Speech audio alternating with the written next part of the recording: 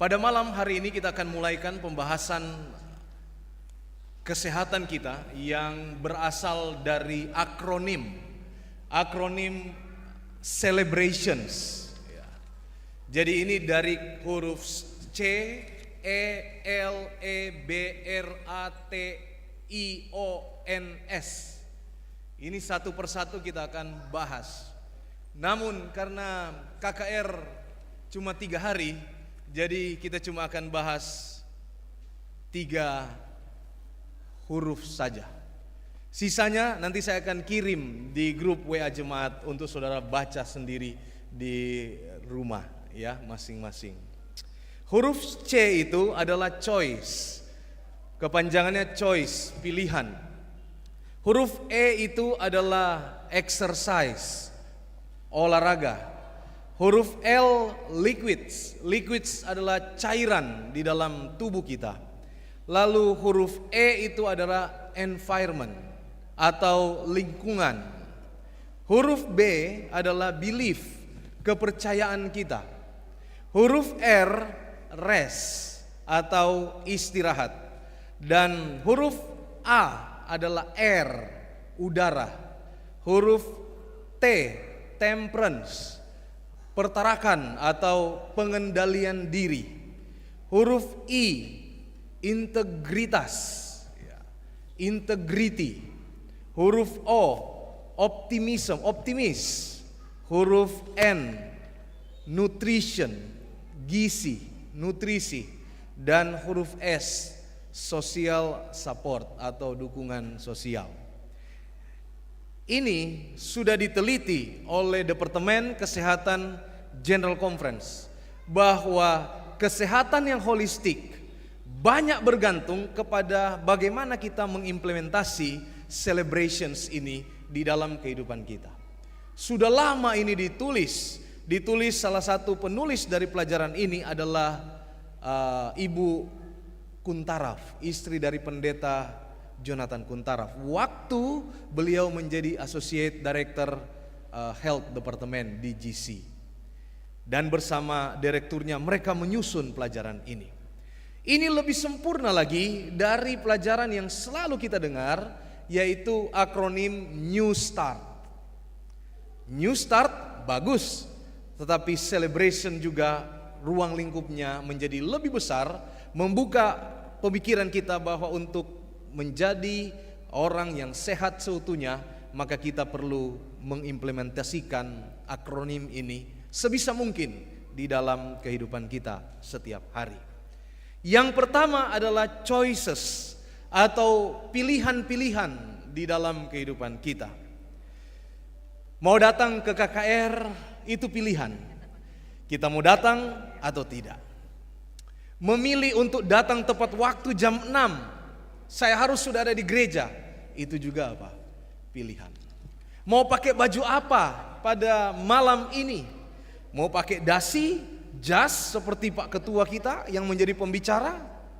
Atau mau pakai baju batik seperti saya? Itu pilihan. Mau makan di rumah atau mau jajan di Jalan Tunjungan? Mau beli, banyak sekali rumah makan Jalan Tunjungan ini. Itu juga pilihan.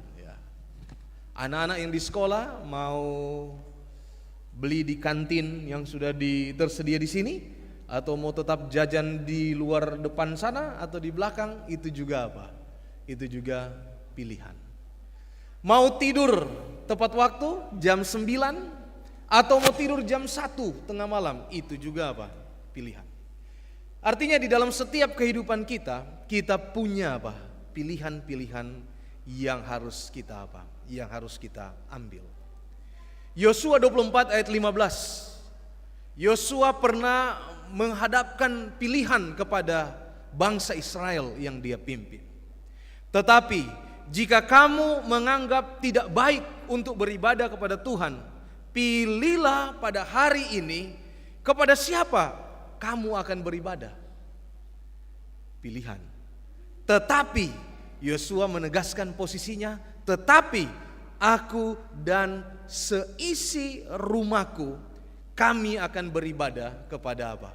Kepada Tuhan. Pilihan. Kita mau beribadah kepada Tuhan, kita mau setia pada Tuhan atau tidak, tergantung dari apa yang kita pilih. Pilihan identik juga dengan kebebasan. Ketika Tuhan menciptakan manusia, maka Tuhan juga memberikan kepada manusia ini power of choice. Kebebasan untuk apa? Memilih. Pilihan dan kebebasan ini saling berkaitan satu dengan yang lain. Tidak selalu mudah memang untuk dibuat. Tetapi pilihan dan kebebasan ini, kalau kita ambil, ini akan banyak sekali menyentuh seluruh aspek di dalam kehidupan kita. Kita memiliki kehendak yang bebas. Masing-masing kita bebas untuk memilih. Kita punya kebebasan untuk memilih. Kita punya kebebasan untuk menentukan apa yang akan kita pilih. Dan itu harus lepas dari bayang-bayang orang lain, tekanan orang lain, tekanan situasi, tekanan kelompok. Apapun bebas, pilihan itu harus bebas. Tapi berhati-hati menggunakan kebebasan dalam memilih ini. Kenapa? Karena setiap pilihan yang kita ambil itu punya makna. Ada rentetan sebab dan akibat yang akan terjadi ketika kita membuat pilihan. Hidup kita saat ini dibentuk oleh keputusan-keputusan yang kita ambil. Siapa saya hari ini adalah akumulasi dari setiap keputusan-keputusan yang saya ambil kemarin. Entah itu keputusan kecil, keputusan sedang, maupun keputusan yang besar. Dan siapa saya besok itu akan banyak ditentukan oleh apa yang saya putuskan hari ini. Kembali, hal-hal yang kecil, hal-hal yang sedang, ataupun hal-hal yang besar. Itulah sebabnya sejak muda, anak-anak muda harus terbiasa mengambil keputusan yang fix. Keputusan yang sudah melewati berbagai pertimbangan yang cukup mendalam. Sehingga ketika keputusan itu dibuat, ada pertanggungjawaban dari setiap keputusan yang kita ambil. Oleh karena itu, kehati-hatian dalam mengambil keputusan itu sangat penting. Ketika kita memilih, harus berhati-hati. Karena sekali kita memilih, maka kita harus mempertanggungjawabkan pilihan yang kita buat. Saya ingin bagikan dasar-dasar membuat pilihan yang bijak di dalam kehidupan kita. Yang pertama, pilihan yang bijak itu harus berdasarkan pengetahuan dan informasi yang benar. Pengetahuan dan informasi yang benar. Sayangnya saudara-saudara sekalian, pengetahuan dan informasi itu banyak tergantung kepada kemampuan literasi seseorang. Literasi itu apa? Membaca, mendengar, melihat, menelaah. Yaitu namanya, itu ruang lingkup literasi. Dan agak menyedihkan, dalam penelitian kononnya bangsa kita ini rendah sekali literasinya. Itulah sebabnya banyak berseliweran di media sosial, di grup WhatsApp, video-video pendek yang tidak jelas asal usulnya di mana.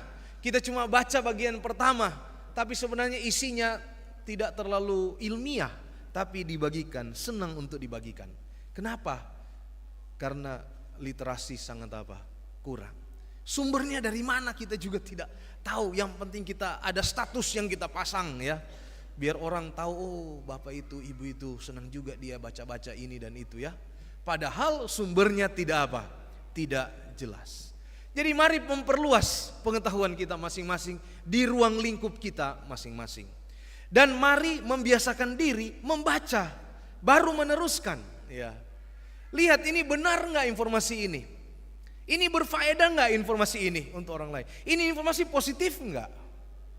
Ya. Kalau dia informasinya negatif, buang jauh-jauh. Jangan menjadi penyalur informasi negatif kepada orang apa? Lain. Kita harus dipenuhi dengan aura-aura yang positif, aura-aura yang baik, ya. Dan bagikan juga itu kepada orang lain, hal-hal yang baik. Yang kedua, pilihan yang bijak, keputusan yang bijak yang baik itu akan banyak tergantung atau dipengaruhi oleh budaya dan kebiasaan. Dalam bahasa Inggris inilah yang disebut world view seseorang. World view itu di mana dia lahir. Dia dibesarkan di daerah mana? Keluarganya bagaimana? Pendidikannya bagaimana? Dia hidup di mana? Itu yang akan membentuk budaya dan kebiasaannya. Celakanya saudara-saudara sekalian, kalau kita berada di lingkungan yang tidak baik, maka itu akan banyak mempengaruhi kita. Kalau kita berada di lingkungan yang baik, kita yang buruk bisa jadi apa? Baik. Saudara pernah nonton, saya berencana sebenarnya mau buat eksperimen di depan ini. Cuma eksperimen ini mengandung air, jadi ini akan basah semua nanti. Di eksperimen ini begini, ada gelas yang bisa tembus pandang, kelihatan gelas kaca. Di dalamnya berisi air yang pekat, air yang hitam, air kotor, air dari becek, ya, kotor. Lalu air di dalam gelas itu kita anggap saja itu informasi yang keliru, tabiat yang salah, hal-hal yang negatif. Lalu air ini yang di gelas ini kita taruh di sumber air, di keran yang mengalirkan air yang jernih dan bening. Apa yang terjadi saudara-saudara sekalian? Waktu kita taruh itu di sana, kita buka kerannya, ketika air yang bening dan jernih itu masuk ke dalam gelas ini, kita biarkan dia masuk terus sampai meluap-luap, tertumpah-tumpah. Dalam beberapa waktu, air yang kotor ini dia akan menjadi apa? Menjadi putih. Itulah gambaran dari bagaimana kita membiasakan diri kita bergaul dengan siapa. Kita menerima informasi yang baik, maka diri kita akan baik. Kita akan menjadi penyalur informasi yang apa? Baik. Kita membiasakan diri berteman dengan orang-orang yang positive thinking, itu akan masuk juga dalam tubuh kita, diri kita, dan itu juga akan kita salurkan positif side-nya itu kepada orang lain. Sebaliknya kita berteman dengan orang-orang yang senang mengeluh, selalu khawatir, selalu masa bodoh, maka tanpa kita sadari itu akan masuk juga dalam tubuh kita, dan itu juga kita akan salurkan kepada orang apa? Kepada orang lain. Jadi membuat pilihan yang bijak dan tepat itu berhati-hati, itu banyak dipengaruhi oleh budaya dan kebiasaan kita. Bagaimana membuat supaya budaya kebiasaan kita baik? Pikirkan hal-hal yang positif. Berteman dengan orang-orang yang positif, yang membangun kita, yang menolong kita untuk naik menjadi lebih baik di dalam kehidupan ini. Yang terakhir, prinsip kesehatan, keseimbangan, moderasi, menghindari hal yang berbahaya. Mempergunakan hal-hal yang baik dengan secukupnya dan menghindarkan hal-hal yang berbahaya di dalam kehidupan kita. Eliminasi hal-hal yang apa? Yang berbahaya. Sehingga kehidupan kita betul-betul jadi apa? Jadi seimbang. Dan kalau sudah seimbang, kita punya helikopter view ketika kita memutuskan sesuatu. Karena kita punya banyak sudut pandang pertimbangan. Tidak hanya satu atau dua pertimbangan saja, tapi ada banyak pertimbangan. Sehingga ketika kita membuat keputusan itu dapat bijak dan apa? Dan baik. Contoh kebiasaan sehat. Oke, contoh kebiasaan sehat. Yang pertama, tidur cukup 7-8 jam. Tidur yang apa? Cukup. Ya. Berapa banyak yang tidur cukup kemarin malam? Biasanya orang semakin tua memang semakin apa? Semakin sedikit waktu tidurnya. Tapi bagi orang-orang yang masih 40 tahun, 30 tahun, tidurlah yang apa? Yang cukup. Saya eh, senang sekali di Tanjung Anom ini karena di kamar kami di atas sana itu view-nya tower dari Tunjungan Plaza TP. Jadi kita bisa setel tempat tidur kita, pas mau tidur gini kita lihat-lihat dulu itu apa, TP, sambil mimpi-mimpi lah. Oh, siapa tahu bisa dapat rumah di TP ini kan. Sambil mimpi-mimpi lihat-lihat itu. Nah, saya selalu tidur jam 9. Saya selalu tidur jam 9. Jam 9, jam 10 paling lama saya sudah ngantuk itu. Saya tidur. Hanya memang mungkin ada sedikit persoalan saya ketika baru terpilih kemarin di kantor. Saya entah kenapa saya tidurnya tidak bisa jam 9 lagi waktu itu. Kurang lebih ada mungkin sekitar 2 minggu saya tidak bisa tidur jam 9. Mungkin karena kaget terpilih, mungkin karena stres terpilih, ada macam-macam. Jadi saya merasa, loh, saya enggak, biasanya saya jam 9 saya sudah tidur. Ini loh kok tidak saya tidak bisa tidur ya. Tapi kemudian itu mungkin cuma 1 minggu atau 2 minggu, mungkin tubuh sudah beradaptasi dengan hal ini. Lalu kemudian saya tidur lagi jam 9. Jadi rupanya kalau ada hal-hal yang baru di dalam kehidupan kita, itu akan mengganggu ritme tidur kita. Entah itu hal baik, lebih-lebih kalau itu hal buruk. Tapi kita harus membiasakan diri lawan itu semua dan tidur tepat pada waktunya. Sehingga kita cukup waktu 7 sampai 8 jam tidur. Tidak makan di antara waktu makan.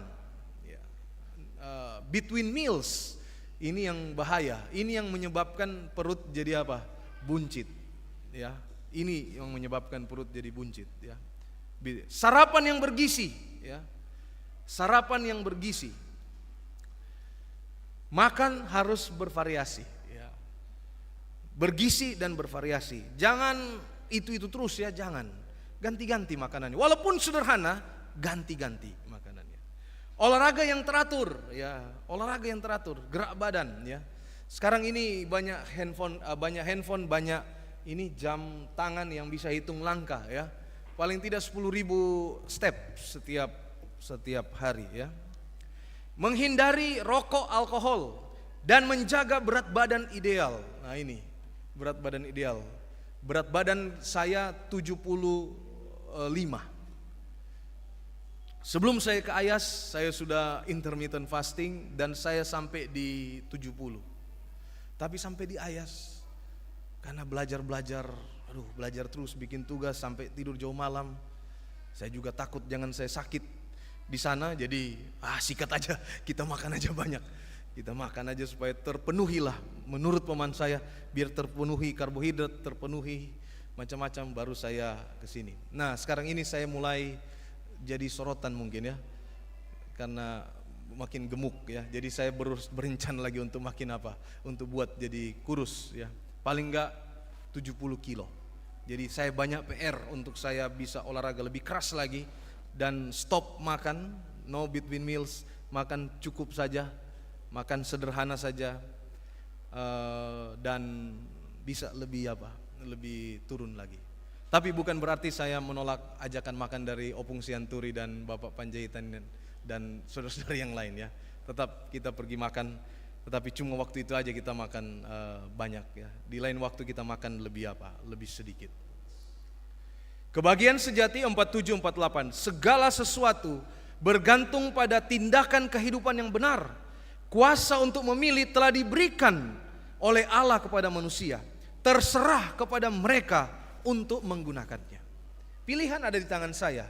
Saya mau makan banyak, saya mau makan sedikit, pilihan ada di tangan saya. Saya mau makan sehat, saya mau makan berantakan, pilihan ada di tangan saya. Saya mau kurusin badan, saya mau begini saja, pilihan ada di tangan kita. Jadi kita punya kuasa untuk memilih dan itu diberikan oleh Allah kepada kita. Mari kita lihat sikap dalam membuat keputusan. Ini juga bagian yang penting. Ketika membuat keputusan maka harus objektif ya. Harus objektif. Artinya harus betul-betul melihat dengan kacamata yang jernih ya. Dengan hati yang bersih. Hati yang tulus. Jangan membuat keputusan karena ada macam-macam ya. Harus objektif. Yang kedua, jangan mengambil keputusan saat stres atau apa? Emosi ya. Stres, lagi banyak persoalan ya. Stres di dalam rumah tangga, lagi tidak ada dana, tidak ada uang di dalam rumah tangga. Stres ada perselisihan antara suami dan istri. Stres apa lagi? Di pekerjaan, di masyarakat. Jangan membuat keputusan ketika dalam kondisi apa? Stres ya. Stres itu adalah situasi yang penuh kemarahan mungkin, tekanan saat ini ya. Saudara bisa bedakan ya mana stres. Ada tiga kata yang mungkin hampir-hampir mirip tapi sebenarnya berbeda. Yang pertama adalah depresi, yang kedua adalah stres, dan yang ketiga adalah cemas. Ini hampir-hampir sama tapi beda sebenarnya. Kalau depresi itu adalah stres di waktu lampau yang tidak beres, tidak selesai. Ada kepahitan-kepahitan ketika dia beranjak dewasa, waktu masa kecil belum dibereskan. Itu menyebabkan depresi sekarang. Jadi ada hal-hal yang tidak beres di waktu yang lampau, yang tidak diselesaikan ya. Ada kesulitan, tekanan, masalah yang lewat, yang dulu tidak beres ya. Itu namanya depresi. Itulah sebabnya obat depresi adalah apa? Mengampuni, berikan pengampunan. Hati seluas samudera untuk mengampuni orang lain, bahkan membereskan apa yang sudah lewatlah. Kita menatap masa depan. Stres saat ini. Saya khotbah agak stres saya kan karena mau khotbah. Pak Panjaitan juga walaupun sudah biasa berkhotbah KKR, ada stres juga ketika mau khotbah ya. Ketika memimpin acara ini, apalagi Ibu Erta ya, baru kali ini ibu ini bertanya, "Kenapa saya?" Saya bilang karena kami mau menggali potensi Ibu Erta ini ya. Karena ibu ini saya rasa banyak sekali karunianya ya, bisa berguna dalam pelayanan pekerjaan Tuhan. Kalau Bang Togo sudah nggak ditanyakan lagi. Beliau sudah ada pada level yang lebih bagus lagi untuk berkhotbah. Mungkin karena sudah ketua dewan sekolah ya. Jadi bayangkan baru pertama kali berkhotbah, 2 sabat berkhotbah berturut-turut di jemaat yang berbeda. Saya aja direktur nggak pernah khotbah 2 kali berturut-turut. Tapi beliau ini luar biasa sekali. Ini berkat Tuhan dan ini harus dipupuk terus supaya terus menjadi menjadi berkat dalam pelayanan pekerjaan Tuhan. Bukan hanya di sini tapi juga di Conference Jawa Kawasan Timur. Lalu cemas. Cemas itu adalah kekhawatiran untuk hal yang akan datang ya. Kecemasan. Dan kebanyakan hal-hal yang kita khawatirkan itu tidak terjadi. Jadi perangi kecemasan, buang kecemasan, karena kita hidup dengan iman. Iman adalah percaya kepada yang tidak kelihatan. Pasti Tuhan akan menuntun kita di jalan kehidupan kita yang akan datang. Itu saja yang perlu kita yakini. Hindari asumsi. Bagaimana asumsi? Jangan-jangan, mungkin saja begini kali ya. Asumsi ini seperti nubuatan ya. Banyak orang kan senang lihat-lihat hidup orang lain ya. Oh begini. Lalu mulai muncul asumsi. Oh karena begini. Oh pintar sekali, ahli sekali lihat-lihat, selidiki hidup orang lain. Padahal sebenarnya yang perlu diselidiki adalah diri kita. Lagu berkata, "Search me, oh God." Selidikilah aku, ya Tuhan. Karena ketika kita melihat orang, ini asumsi muncul, asumsi. Padahal itu semua tidak benar dan cenderung merugikan kita. Ngapain kita pikir-pikir hidup orang lain? Hidup kita aja nggak selesai-selesai kalau kita pikir-pikir lagi hidup orang lain ya. Kan begitu ya. Lalu yang terakhir, gunakan akal sehat dan sumber informasi yang dapat dipercaya. Ini mirip-mirip yang tadi pertama ya. Akal sehat ya. Akal sehat, master akal sehat katanya di Indonesia saat ini adalah apa? Rocky Gerung ya. Rocky Gerung pakai akal sehat ya. Gunakan akal sehat dan sumber informasi yang dapat dipercaya. Perspektif iman. Kesehatan adalah anugerah dari Tuhan. Manusia juga memilih sikap hidupnya dan iman berperan penting dalam pilihan itu. Mari hidup sehat. Pengetahuan kesehatan. Tapi melakukan hidup sehat itu juga adalah bagian dari keputusan iman. Saya menjaga tubuh saya sebagai Ka'bah Allah, saya mau hidup sehat, saya mau olahraga teratur, saya mau makan bergizi, saya mau tidur cukup. Itu semua adalah keputusan-keputusan iman dalam rangka menjaga tubuh kita ini sebagai Ka'bah Allah. Pertanyaan penting bagi kita pada malam hari ini sebagai refleksi dalam kehidupan kita adalah, apakah pilihan saya berdasarkan bukti atau berdasarkan gosip, omong-omongan orang lain? Hendaklah keputusan kita harus berdasarkan apa? Bukti yang valid dan sahih, baru kita membuat keputusan. Apa alasan saya memilih demikian? Harus ada alasan ketika kita membuat satu pilihan. Alasan berarti ada kajian, ada perenungan, ya. Apakah emosi atau budaya mempengaruhi saya? Emosi budaya yang baik mempengaruhi kita, fine. Tapi emosi budaya yang negatif mempengaruhi kita, tolak jauh-jauh. Bagaimana pilihan saya mempengaruhi kesehatan, waktu dan relasi saya? Apakah saya mencari bimbingan Tuhan dalam keputusan saya? Ini yang paling penting. Selalu libatkan Tuhan dalam setiap keputusan yang kita ambil. Contoh kasus, ketika seseorang membuat keputusan besar saat sedang stres atau dipengaruhi alkohol, keputusannya terburu-buru. Memang kelihatan berani dia buat keputusan itu, tapi ujung-ujungnya apa? Keliru. Ini menunjukkan bahwa kondisi emosi sangat mempengaruhi keputusan. Dalam kondisi tenang, damai bersama Tuhan, keputusan terbaik dapat diambil. Saudara-saudara sekalian, jangan buat keputusan ketika kondisi apa? Tidak baik, ya. Harus kondisi damai bersama Tuhan, tenang, baru membuat keputusan. Keputusan belanja, ini ibu-ibu, anak-anak, jangan dapat uang langsung dibelanjakan, simpan dulu, ya. Saya terus terang, boleh cerita-cerita sedikit, ya. Saya terus terang di Jemaat Tanjung Anom ini ada satu hal yang saya pelajari juga. Kita ini orang Manado kan cenderung boros, ya. Tapi di Jemaat Tanjung Anom ini saya belajar menabung. Karena saya banyak terpengaruh dengan Ibu Panjaitan yang selalu cerita tentang menabung untuk membeli sesuatu. Jadi saya termotivasi untuk saya menabung. Dan betul-betul saya lakukan itu. Mengikis hal-hal yang boros ini. Saya rasa banyak terkikis saya. Sehingga saya ada menabung. Dan itu keputusan yang bijak. Saya dipengaruhi dengan bijak. Ibu ini kalau cerita pasti ceritanya tentang menabung, dan menabung, ya. Dan kalau saudara mau menabung, pergi ke Bank Mega. Ini saya promosi sedikit ini. Bank Mega itu ada anggota kita yang Bank Mega, ya, Ibu Ria, mantan bendahara kita. Ya, menabunglah di sana, ya. Dan di bank-bank yang lain, ya. Pilihan adalah faktor utama untuk membentuk arah hidup seseorang. Kebiasaan yang kita miliki harus digunakan dengan tanggung jawab. Karena setiap keputusan, baik kecil maupun besar, membawa konsekuensi, saudara sekalian. Mana saudara lihat? Mana saudara pilih? Saudara cek rekening ada banyak uangnya atau tidak ada uangnya? Lebih enak kalau ada dananya.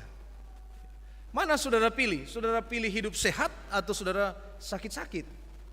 Kesehatan itu mahal harganya ketika kita sakit. Waktu sakit kita lihat, kalau saya sehat saya bisa lakukan ini. Tapi ketika orang sehat, dia tidak hidup sehat. Jangan sampai sakit yang menyadarkan kita. Selagi kita sehat, hiduplah dengan dengan sehat juga. Untuk membuat pilihan yang bijak diperlukan kesadaran, pengendalian diri, informasi yang benar, serta pertimbangan yang matang, bukan emosi sesaat. Pertimbangannya harus matang. Harus matang. Saya tinggal Tanjung Anom banyak interaksi dengan Pak Dedi. Saya betul-betul salut Pak Dedi ini punya pertimbangan yang matang di dalam setiap menjaga ini sudut-sudut gereja ini. Penuh kan kita banyak komunikasi. Ada banyak hal yang kita berdua putuskan di dalam gereja ini ketika tidak ada gereja. pertimbangan yang matang. Membuat keputusannya apa? Membuat keputusannya baik. Iman dan hubungan dengan Tuhan menjadi dasar penting agar keputusan yang diambil tidak hanya benar secara logika, tetapi juga bermakna secara rohani dan membawa kebaikan bagi hidup secara keseluruhan. Harus sama ini, rohani dan juga apa? Rohani dan juga logika ketika membuat keputusan. Jadi ada hubungan antar iman, hubungan dengan Tuhan dan setiap keputusan yang kita ambil. Ulangan 30 ayat 19 ayat yang terakhir. Aku memanggil langit dan bumi menjadi saksi terhadap kamu pada hari ini. Kepadamu kuperhadapkan kehidupan dan kematian, berkat dan kutuk. Pilihlah supaya engkau hidup, baik engkau maupun keturunanmu. Ujung-ujungnya kita harus memilih hidup atau mati. Kita harus pilih hidup. Ujung-ujungnya kita akan pilih berkat atau kutuk. Kita harus pilih apa? Berkat. Kita harus pilih berkat di dalam kehidupan apa? Dalam kehidupan kita. Kiranya Tuhan memberkati kita. Kita keluar dari tempat ini, kita selesai dari KKR hari pertama ini. Untuk bagian kesehatan ini, kita lebih baik lagi di dalam membuat apa? Membuat keputusan dari banyak pilihan-pilihan di dalam kehidupan apa? Di dalam kehidupan kita. Tuhan memberkati kita semua. Saya bawa dalam nama Yesus. Amin.